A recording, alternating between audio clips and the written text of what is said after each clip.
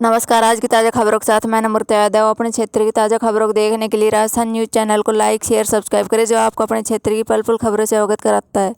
रुक करते हैं आज की ताज़ा खबरों की तरफ। बीजेपी अगर 400 पार है तो फिर कांग्रेस के नेताओं को क्यों मिल रही है? सचिन पायलट। कांग्रेस नेता सचिन पायलट सोमवार को खैरतल के किशनगढ़ बांस में लोकसभा प्रत्याशी ललित यादव के समर्थन में सभा को संबोधित करने पहुंचे थे। सभा में लोगों से कांग्रेस के पक्ष में वोट करने की अपील करते हुए ललित यादव को जिताकर सबसे बड़ी पंचायत में भेजने का आह्वान जनता से किया।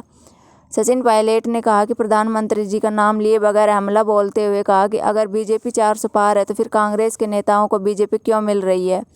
बीजेपी को डर सता रहा है कि पायलट ने कहा कि सरकार तो 272 सीटों पर ही बन जाती है, फिर 400 पार 500 पार का क्यों नारा दिया जा रहा है?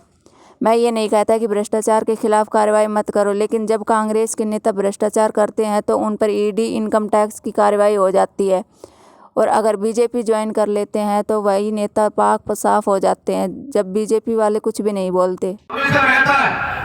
आज आप सब लोग इतनी बड़ी संख्या में पधारे हो मुझे आशीर्वाद देने के लिए। मैं जिस दिन टिकट मिला उस दिन से इलाके में घूम रहा हूँ। आप सबको मेरे अलवर परिवार का मुझे विशेष प्रेम मिल रहा है। साथ ही मैं आपका दिल से धन्यवाद देना चाहता हूँ। इस मौके पर मैं आपके गांव ढाणी में आया, आप लोगों ने इस तरीके से प्यार मेरे ऊपर लुटाया जैसे कि आप लोगों ने सांसद आज ही बुला दिया। मुझे लगता है आप लोग सब लोग मिलकर के इंतजार कर रहे आने वाले समय 19 तारीख का कि कब मशीन हमारे गांव के स्कूल में आवे और कब हम अपने अलवर के बेटे को वोट देते करके हिंदुस्तान सब्सिडी पंचायत भेजे। साथियों, आप सब लोगों ने देखा है, मैं आपके गांव ढाणी में आया हूँ। हमें तो देश दुनिया की बात पर बहुत सारी बात आदरणीय पायलट साहब और दूली साहब बताएंगे। मैं तो आपको अपने अलवर की बात चर्चा करूंगा।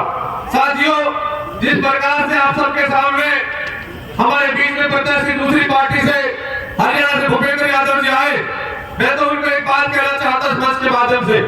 वो कल मीडिया के सामने एक बात कह रहे थे, मेरे गांव में विकास की बात मीडिया के लोगों ने, आप घर से निकलोगे तो बड़ी संख्या में लोग आपको आशीर्वाद देने के लिए बैठे हैं। इन्हीं शब्दों के साथ ज्यादा लंबी चौड़ी चर्चा के लिए आप सबका धन्यवाद कि आप इतनी गर्मी होने के बाद में भी हजारों की संख्या बता करके अपने भाई को आशीर्वाद देने के लिए आए। आपका बहुत बहुत धन्यवाद। जय हिंद। राम राम साहब। एक पार्टी की सरकार है और भाजपा की जो सरकार बनी वही वोटों से बनी। जनता ने बनाई सरकार, कुछ उम्मीदों को लेकर बनाई थी, क्योंकि भाजपा ने जो वादे किए जनता के बीच में उसको जनता ने कहा ठीक है, अगर आप इतना काम करोगे हम आपको वोट देने को तैयार हैं। 2 बार पूर्ण बहुमत की सरकार बनी और बीजेपी लगातार बोलती थी हम महंगाई कम करेंगे, हम काला धन लेकर आएंगे, हम भ्रष्टाचार को मिटा देंगे, हम किसान की आमदनी दुगनी कर देंगे, हम 2 करोड़ रोजगार देंगे, ये करेंगे वो करेंगे। लेकिन बीजेपी कहती क्या है और करती क्या है? बीजेपी के नेताओं ने क्या क्या नहीं किया?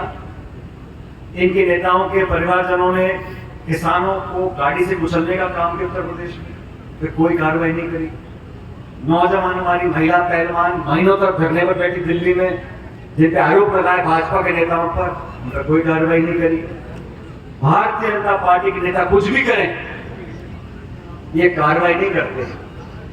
ये जानते हैं जब चुनाव आएगा हम जज्बाती मुद्दों पर अपनी बात को रखेंगे, हिंदू की बात करेंगे, मुसलमान की बात करेंगे, मंदिर की करेंगे, मस्जिद की करेंगे, हिंदुस्तान की करेंगे, पाकिस्तान की करेंगे, लेकिन खेत की, किसान की, गेहूं की, मक्के की निवाई इनको कोई मतलब नहीं।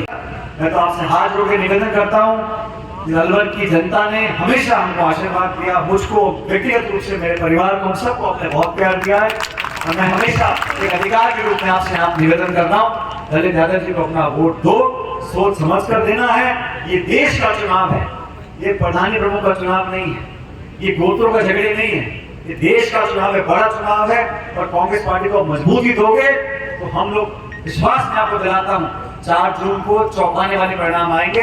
हम लोग ताकत से सरकार, सरकार बनाएंगे, उसमें आप हिस्सेदारी हो, ये सुनिश्चित करने के लिए आप लोगों को ललित जी को वोट डालना है और भारी तादाद में, आलस मत कर जाना। गर्मी है, रावणी है, त्योहार तीज है, किसी के शादी ब्याह हो रहा है, लेकिन 19 तारीख का चुनाव निर्णायक है। आप सबसे निवेदन, हाथ के निशान पर बटन दबाकर भारी बहुमत देके ललित जी को संसद में भेजो, और मुझे पूरा विश्वास है कि आप मेरे आवेदन को स्वीकार करोगे। आपका बहुत बहुत धन्यवाद। राम राम साहब।